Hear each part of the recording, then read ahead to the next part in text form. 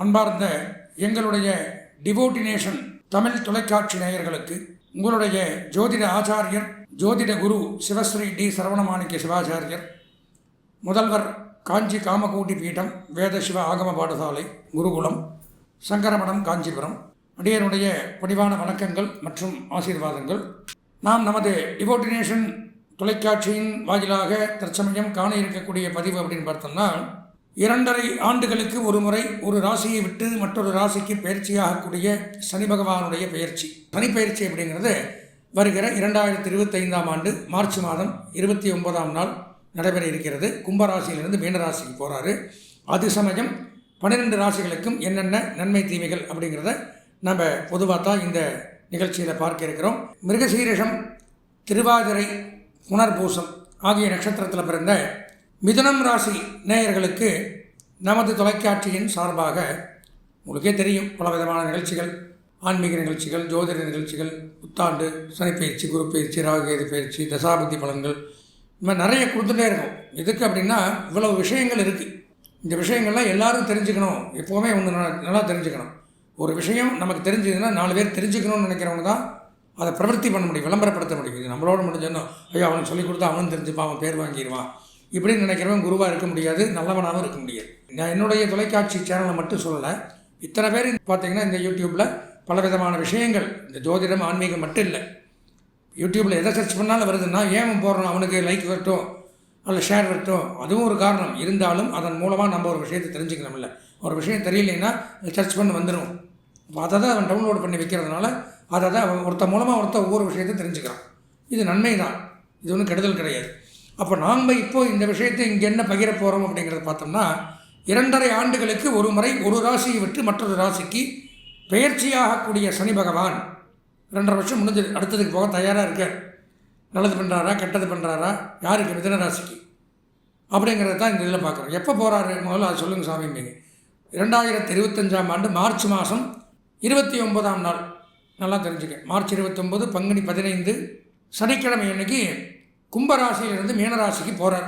போகும் பொழுது மிதுன ராசியான நமக்கு என்ன பண்ணுறார் அப்படிங்கிறத தான் பார்க்குறோம். இதை நான் சொல்லக்கூடிய பலன்கள்னு தயவு செய்து நினைக்க வேண்டாம். நான் முதல்ல சொன்ன மாதிரி 18 சித்தர்கள், அதில் புலிப்பாணி சித்தர் அப்படிங்கிறவர் தன்னுடைய பல 1000 வருடங்களுக்கு முன்னாக இந்தந்த கிரகம் இங்கே இருந்தால் இன்னென்ன பலன்களை கொடுப்பார் அப்படிங்கிறத தெளிவாக அந்த பாடல்களாக எழுதி வச்சுட்டு போயிருக்கேன். அந்த பாடல்களை பாடி அதிலிருந்து என்ன விளக்க முறையோ அதைத்தான் நான் கூறுறேன். அதனால் இதில் உண்மையோ பொய்யோ தப்பாக சொன்னால் என் மேலே அவர் சரியாக சொல்லலைன்னு கோவிச்சுக்கிறதோ அதுக்கெல்லாம் அர்த்தம் இல்லை. அவருக்கு புலிப்பாடி சிந்தனை தான் நம்ம எல்லாம் கோவிச்சுக்கிறோம். ஏன்னா அவர் என்ன சொல்லியிருக்காரோ அதுதான் நடக்கும். இதில் மாற்றம் நீங்கள் நல்லா இருக்கட்டும், நீங்கள் சந்தோஷமாக இருக்கணுங்கிறக்காக ஆஹா ஓஹோ நல்லா இருக்குது இப்படி இருக்குது டாப்பில் இருப்பீங்க. சில பேர் பார்த்தீங்கன்னா விளம்பரத்துலேயே 360 நாட்கள் பட்ட கஷ்டத்திற்கு தீர்வுன்னு போடுறான் ஹெட்டிங்கில். ஆனால் இனிமேல் தான் 360 நாள் கஷ்டப்படுவான். அது இந்த ஹெட்டிங் போட்டு பெயர் வாங்குற அப்போ தான் உள்ளே போவான், பாப்பான் லைக் வருங்க. அது முக்கியமே கிடையாது. உண்மையை தெரிஞ்சுக்கணும், உண்மையை அதன் பிரகாரம் நீங்கள் கடைபிடிக்கணும். நல்லது வந்தாலும் ஏற்றுக்கணும், கெட்டது வந்தாலும் அனுபவிக்கணும். அதுதான் உண்மை. இப்போ டிவி ஓடனா விளம்பரம் வாங்கணுங்கிறது தான் இது போடவே வேண்டியதில்லை. வேறு ஏதாவது நல்ல நிகழ்ச்சியாக எது வேணாலும் போடலாம். ஆனால் இதில் என்ன விஷயம் இருக்குது, மிதுன ராசிக்காரர்கள் எப்படி இருக்கணும் வரக்கூடிய 2.5 வருஷத்துக்கு உண்மையான பலன்கள் என்ன அப்படிங்கிறத போடுறது தான் நேர்மை, நியாயம், தர்மம், இந்த சித்தருக்கு நாம் செலுத்துகிற மரியாதை. இப்போ மிதுன ராசி அப்படிங்கும் பொழுது கடந்த 2.5 ஆண்டுகளாக பார்த்தீர்களானால் 9ஆம் இடத்துல இருந்து நன்மைகளை செய்து கொண்டிருந்தார். இப்பொழுது வரக்கூடிய இடம் அப்படின்னு சொல்லக்கூடியது 10ஆம் இடம். 10ஆம் இடம்ங்கிறது என்னன்னு சொன்ன முதல்ல உத்தியோகஸ்தானம், வேலை வாய்ப்பு, வியாபாரம், தொழில், ஜீவனஸ்தானம், அன்றாட வாழ்க்கை. ஜீவனம்னா குடும்பம் நடத்துறது, அன்றாட வாழ்க்கை. அதுக்கப்புறம் பார்த்தீங்கன்னா கர்மா, முன்னோர்களுக்கு கர்மா பண்ண வேண்டிய அமைப்பு. இது 3ம் தான் 10ஆம் இடத்தினுடைய அமைப்பு. தொழில், ஜீவனம், கர்மஸ்தானம்னு பேர். இந்த இடத்துக்கு சனி பகவான் வரும்பொழுது என்ன செய்கிறார் அப்படிங்கிறத தான் பார்க்குறோம். அதாவது என்ன சொல்லியிருக்கார், 10லே சனியும் நிற்கில் பதி குலைந்து அலையச் செய்யும். 10லே சனியும் நிற்கில் பதி குலைந்து அலையச் செய்யும். செற்றிடும் ஆடு மாடு சிலுகுடன் மனிதர் கேடாம். போற்றிடும் விளைவு குன்றும் பொருளெல்லாம் சேதமாகும். சுற்றியே படுத்தும் இந்த சுகடமாம் சனியின் வாரே. புலிப்பாணி சித்தனுடைய பாடல். அதாவது 10ஆம் இடத்துல சனி வரும் பொழுது என்ன சொல்கிறார், 10லே சனியும் நிற்கில் பதி குலைந்து அலையச் செய்யும். பதினா நம்ம குலைகிறதுனா நிலை தடிமாறி போகிறது, நிலை குலைஞ்சு போயிட்டா, அதாவது குழம்பி போயிடுறது, எங்கே போகிறது, என்ன வேலைக்கு போகிறது, என்ன செய்கிறது, யாரை பார்க்குறது, எதை சின்ன பித்தம் தீரும், இதுக்கு என்ன வைத்தியம், அதாவது ஒவ்வொருத்தரும் ஒவ்வொன்று சொல்லுவாங்க. யார் பேச்சு கேட்கறது? குழப்பம். இதை பண்ணுறதா அதை பண்ணுறதா, எதுக்கு போனால் எது சரியா, வழி இல்லாமல் கண்ணுக்கு முன்னாடி 10 வழி தெரியும். நான் இதில் போன்னு சொல்லுவேன், நீங்கள் அதில் போன்னு சொல்லுவீங்க, அவன் அதில் போன்னு சொல்லுவான். இதில் போகிறதுன்னு தெரியாமல் குழம்பி இருக்கிற இடத்துல விழுந்துடுறது. அதான் பதி குலைந்து அலையச் செய்யும். எப்போது? மிதுன ராசிக்கு 10ஆம் இடத்துல சனி இப்போ வருது. 10லே சனியும் நிற்கில் பதி குலைந்து நிலையச் செய்யும். செத்திடும் ஆடு மாடு கால்நடை பராமரிப்புனா வீட்டில் என்ன இருந்தாலும் மற்ற ஜீவன்கள், நம்மளை சுற்றி இருக்கக்கூடிய ஜீவன்கள் நம்மளால் வளர்க்கப்பட்டவை இருக்காது. கால்நடை ஜீவன்கள், சில பேர் செல்லப்பிராணியாக நாய் பூனை இந்த மாதிரிலாம் வளர்த்துவாங்க. அது ஒரு ஆசை. இப்போல்லாம் ஆம்பிஷன் அப்படின்னு கூட வச்சுக்கலாம், ஒருத்தருடைய ஆசை.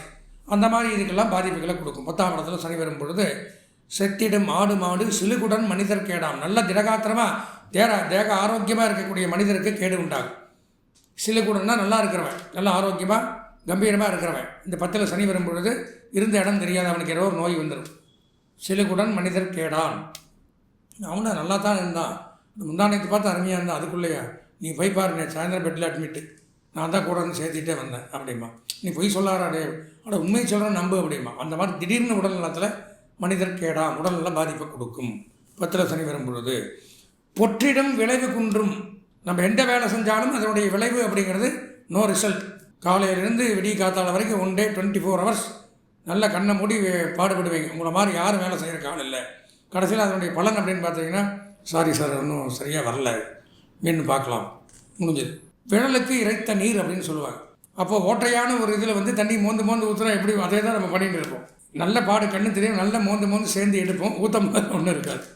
இந்த மாதிரி நம்மளுடைய உழைப்பு அப்படிங்கிறது வீணாக போகும். அதான் பொற்றிடும் விளைவு குன்றும். எல்லாமே செய்வோம், பொற்றிடும்னா சூப்பராக வேலை செய்கிறது, ஆனால் விளைவு ரிசல்ட் குன்றும்.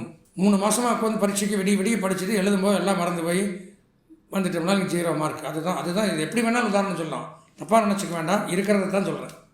பொற்றிடும் விளைவு குன்றும். இதுக்கு நம்ம என்ன பரிகாரமோ அதை தயார்படுத்திக்கணும். நம்ம இருக்கிறத மாற்ற முடியாது. நல்லா இருக்குன்னு நான் சொன்னாலும், இன்னொரு ஜோதிடர் நல்லா இருக்குன்னு சொன்னாலும் இதுதான் நடக்கும். என் வாயில் நல்லா இருக்குன்னு சொல்லிட்டால் மாறாது. இருக்கிறது இதுதான். ஆனால் இதுக்கு என்ன பரிகாரமோ அதை பண்ணிட்டால் அதுலேருந்து வெளியில் வரலாம், கவலை இல்லை. நான் தான் முதல்ல சொன்னேன், ஒரு டிசிஷன் வந்தால் ட்ரீட்மெண்ட்டுன்னு அதுக்கு இருக்குது. இந்த மாதிரி தோஷம்னு வந்தால் அதுக்கு பரிகாரங்கிறது இருக்குது. அதை பண்ணிவிட்டால் அது வந்து பாதிக்கு நிம்மதி அடையலாம். இருக்கிறத சொல்லித்தான் ஆகணும். சூப்பராக இருக்குது மிதுன ராசிக்கு, அருமையாக ஆகா ஓகம், உங்களை மாதிரி யாரும் இல்லைன்னு சொன்னால் நம்பி பல கோடி ரூபா இன்வெஸ்ட் பண்ணுவீங்க, எல்லாம் வேஸ்ட்டாக போகும். இந்த ஆள் சொன்னான்னு சொல்லித்தான் நான் பண்ணேன், இவன் டிவியை பார்க்கக்கூடாது, அப்புறம் மூடி வச்சு பிரயோஜனம் இல்லை. நான் முதல்ல சொல்லிடுறேன், இது இப்படி தான் இருக்கும். நான் சொல்லலை, அதுவும் புலிப்பாணி சித்தர் சொல்லியிருக்கார். பொற்றிடம் விளைவை கொண்டும் பொருளெல்லாம் சேதமாகும். இருக்கிற பொருள் எல்லாம் அழிஞ்சு போகும். சம்பாரிச்சதை வச்சு சாப்பிடக்கூடிய ஒரு நேரம், அவ்வளோதான். பொருளெல்லாம் சேதம்னா சிரச்சேதம் அப்படிம்பாங்க, தண்டனை மன்னர் கொடுக்குற. சேதம்னா பொதுவாக வெட்டிடுறது, 2ஆக பண்ணிடுறது. அப்போ பொருள் சேதமாகும்னு அதான் அர்த்தம். சுற்றியே படுத்தும் இந்த சுகுணமாம். இந்த மாதிரி சுற்றி இருக்கிறவனையும் சேர்த்தி படுத்துமா. ஃப்ரெண்டு, அவனால் அவன் கூட எவன் இருக்கானோ, ஃப்ரெண்டு, மனைவி, மக்கள், குடும்பம், சொந்த பந்தம். இவனுடைய 10ஆம் இடத்து சனி அவனுடைய சரௌண்டிங்கையும் பாதிக்கும். சுற்றிடும் படுத்தும் இந்த சுகுணமாம் சனியின் வாரே. இந்த மாதிரி ஒரு 10க்கு சனி வரும்பொழுது இந்த மாதிரி அமைப்பு. பாட்டினுடைய விளக்கம் அவர் கொடுத்துருக்கிற தனி விளக்கம்னு பார்த்தீங்கன்னா, கெட்ட காரியத்தில் பிரவர்த்தி. நல்ல விஷயத்தை விட்டுருவீங்க, கெட்ட விஷயத்தில் பேரும் புகழ் வாங்கலாம், 2ஆம் நம்பர் பிஸ்னஸ் பண்ணலாம். அன்ஆத்தரைஸ்டு பிஸ்னஸ் அப்படிங்கிறது பண்ணால் இப்போ எடுக்கும். அதான் கெட்ட காரியத்தில் பிரவர்த்தினா என்ன, புகழ் அடைகிறது. அதாவது கவர்மெண்டால் தடை செய்யப்பட்ட பொருட்கள் நீங்கள் வியாபாரம் பண்ணால் பிரவர்த்தி அடைஞ்சிடலாம், பெரிய ஆள் ஆகலாம். சொல்லக்கூடாது, நானே அதெல்லாம் தப்பு தான் அது, ஆனால் போட்டிருக்கிறோம், அதனால் சொல்கிறேன். கெட்ட காரியத்தில் பிரவர்த்தி. மானம் கெட்டு விடல், அதுவும் போட்டிருக்கு. அடுத்தது இருக்கிற மானம் கெட்டு போயிடும். அல்லது ரோகம் உண்டாகும், உடல்நல கேடு உண்டாகும். பலதீபைங்கிற நூல் சொல்லுது. புதிதாக வேலை கிடைக்குமா சில பேருக்கு, புதிய வேலை வாய்ப்பு உண்டாகும். பொருள் நாசம். வித்யை கீர்த்தி, வித்தியினா படிப்பு, கீர்த்தினா புகழ், இவற்றின் நாசமும் உண்டாகும். முயற்சிக்கு தக்க பலன். மீதம் பிடித்ததை நாசமாக்குவான்.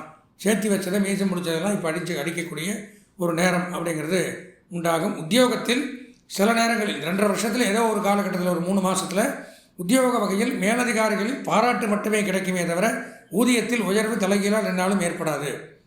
ஏதோ ஒரு நேரத்தில் பாராட்டு கிடைக்கும் வேலையில், ஆனால் ஊதிய உயர்வு ஏற்படாது அப்படிங்கிறதான் போட்டிருக்கார். அதனால் மிதுனராசிக்காரர்கள் அப்படின்னு எடுத்துட்டால் கண்டிப்பாக நான் சொன்ன மாதிரி தொழில் ஸ்தானம், அன்றாட வாழ்க்கை ஜீவனஸ்தானம், முன்னோர்களுக்கு கர்மா பண்ணுற ஸ்தானங்கிற இடத்துல சனி வருவதனால கொஞ்சம் எச்சரிக்கை, கவனமாக இருக்கணும். சொந்த ஜாதகத்தை கண்டிப்பாக ஒரு முறை பார்த்துக்கணும். இந்த சனிப்பயிற்சி ஆகிறதுக்கு முன்னாடி நான் சொல்கிறேன், சனி பகவான் தன்னுடைய சொந்த ஜாதகத்தில் நல்ல இடத்துல இருந்தால் இதை பற்றி நீங்கள் கவலையே பட வேண்டாம். இவர் பாட்டுக்கு வந்துட்டு போட்டோம், அவர் வேலையை அவர் பார்க்கட்டும், இங்கே நல்லா இருக்கார் நமக்கு, நம்ம வீட்டில் அப்படிங்கிறத நம்ம வச்சுட்டு அதை கவலைப்பட வேண்டாம். அதுலேயும் வீக்காக இருக்கான்னு எப்படி தெரிஞ்சுப்பீங்க? யாருக்கும் சொந்த ஜாதகம் பார்க்க தெரிஞ்சால் தான் தெரிஞ்சுக்க முடியும். அப்போ ஜாதகத்தை பார்த்தால் மட்டுமே அதில் சனி சூப்பராக இருக்கார், இந்த திசாபுத்தி நடக்குது, நமக்கு இந்த 10ஓட 11 வரை சனி பயிற்சி ஒன்றும் பண்ணாதுன்னு அடுத்த வேலைக்கு நம்ம பாட்டு பார்த்து போயிட்டே இருக்கலாம். அப்படி சொந்த ஜாதகத்தை கண்டிப்பாக மிதனராசிக்காரர்கள் சனி பயிற்சிக்கு முன்னால் ஒரு தடவை பார்க்கணும். அதுபோக புதன்கிழமை தோறும் வெங்கடேச பெருமாளுக்கு துளசி மாலை சாற்றி அர்ச்சனை வழிபாடுகள் செய்து வருவது மிகவும் நல்லது. நாம் இதுவரையிலும் 2025ஆம் ஆண்டிற்கான சனிப்பெயர்ச்சி அப்படிங்கிற பலாபலங்களை பார்த்தோம். அதாவது நான் முதல்ல சொன்ன மாதிரி தான் சனிப்பெயர்ச்சி பலன்கள் அப்படிங்கிறது சனி பகவான் அப்படிங்கிறவர் நன்மையும் தருவார் தீமையும் தருவார். நன்மை தரக்கூடிய ராசிகள் 3க்கு மட்டும்தான் எப்போவுமே நன்மை தருவார். தெளிவாக சொன்னோம்னா 3ஆம் இடம் 6ஆம் இடம் 11ஆம் இடத்துக்கு வரும்பொழுது இந்த 3 ராசிகளுக்கு மட்டும்தான் நன்மையை செய்கிறார். மீதி 9 ராசிகள் அப்படிங்கிறது தீமைகளை தான் அனுபவிக்கிறோம். அதனால் நம்ம சொந்த ஜாதகத்தை பார்த்து நன்மை இருந்தால் நன்மையும் அனுபவிக்கலாம், தீமை இருந்தால் தீமைகளுக்கு உண்டான அசுப பலன்களுக்கு உண்டான பரிகாரங்களையும் செய்து கொண்டு வரக்கூடிய காலங்களில் நிம்மதியாக சந்தோஷமாக வாழலாம் என்று கூறி, இந்த பதிவை பார்த்த உங்களுக்கு அவசியம் ஒரு முறை உங்கள் சொந்த ஜாதகத்தை இந்த என்னுடைய தொலைபேசி எண்ணான 9865098370 அப்படிங்கிற எண்ணுக்கு அனுப்பி வையுங்கள். தரமான முறையில் தெளிவாக முழுதாக தங்களுக்கு என்ன தேவையோ அந்த மாதிரி நாங்கள் பார்த்து எடுத்து உரைக்க தயாராக இருக்கிறோம். அதை பார்த்து அதில் வரக்கூடிய பரிகாரங்களை செய்து கொண்டு இன்று மட்டுமல்ல வாழ்நாள் முழுவதும் நன்மைகளை மட்டுமே அடைய எல்லாம் வல்ல எம்பெருமானை சிவபெருமானை பார்வதி பரமேஸ்வரனை லட்சுமி நாராயணரை பிரார்த்தனை செய்து ஆசீர்வதித்து வாழ்த்து விடைபெறுகிறேன். நன்றி, வணக்கம்.